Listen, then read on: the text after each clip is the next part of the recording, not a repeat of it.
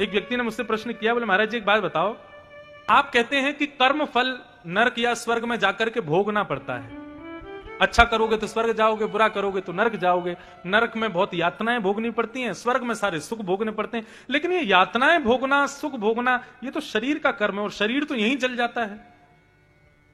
और आत्मा के लिए गीता में पूरा अध्याय भगवान कहते हैं, नैनम छिंदंती शस्त्राणि नैनम दहति पावक, उसको आग जलाती नहीं है, उसको शस्त्र काट नहीं सकता, उसको पानी भिगो नहीं सकता। तो आत्मा को तो कोई पीड़ा होती नहीं, कोई जलाता नहीं, कोई सुखाता नहीं, कोई गीला करता नहीं। मरने के बाद ये स्वर्ग नरक जाता कौन है?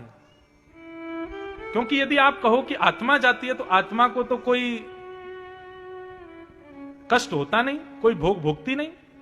और यदि शरीर भोगता है तो शरीर को तो परिवार वाले यहीं जला देते हैं। तो फिर ये स्वर्ग और नरक में भोग और यातनाएं भोगता कौन है? ये प्रश्न मेरे पास आया कथा में, मैंने कहा मैं कल बताऊंगा। रात में अपने गुरुजी को फोन लगाया, मैंने कहा गुरुजी मुझे इसका उत्तर दो। गुरुजी ने इतना सुंदर उत्तर दिया, गीता के श्लोक से दिया। उन्होंने इतना सुंदर भाव बताया, बोले देखो मृत्यु के बाद शरीर तो यहीं नष्ट होता है, तो जो आत्मा होती है ना, वो आत्मा को कटघरे में खड़ा किया जाता है और कटघरे में खड़ा करके उसके संपूर्ण जीवन में उसने क्या क्या किया वो सार सबकी लिस्ट बनाई जाती है। इसने कितना अच्छा किया, कितना बुरा किया, उन सबके अनुरूप फिर उसको सजा सुनाई जाती है। यदि इसने बुरा किया तो उसको नरक जाना पड़ेगा, तो नरक जाने के लिए उसको एक दूसरा देह दिया जाता है जिसको कहते हैं यातना देह। एक शरीर दिया जाएगा, यातना देह। ये इतने अच्छे इंजीनियरों ने बनाया है यातना देह। इसकी खासियत क्या है? इसके ऊपर से ट्रक निकाल दो, ये कुचल तो पूरा जाएगा लेकिन मरेगा नहीं। इसको जलती हुई तेल की कढ़ाई में डाल दो, पकौड़ी की तरह फूल जाएगा लेकिन मरेगा नहीं। तलवार से बीच से काट दो, दर्द पूरा देगा लेकिन मरेगा नहीं।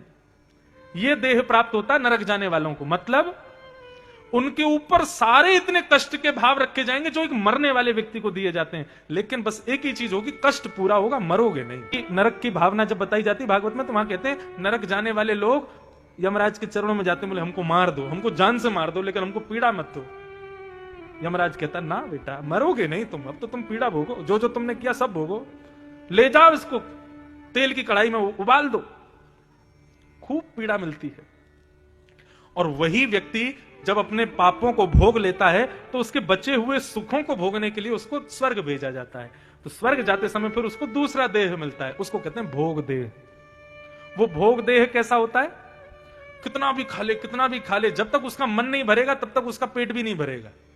कितना भी खा ले मोटा होगा नहीं, कितना भी कीचड़ में कूद जाए, कितना भी 10 दिन तक ना नहावे, उसके अंग से कभी दुर्गंध आएगी नहीं, उसके चेहरे पे कभी झुर्रियां नहीं पड़ेंगी, दाढ़ी मूंछ कभी आएगी नहीं, सदा उसकी जुल्फियां लहराती रहेंगी, सुंदर बना रहेगा।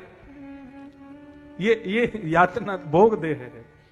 ये देह प्राप्त होते हैं स्वर्ग नरक जाने वालों को।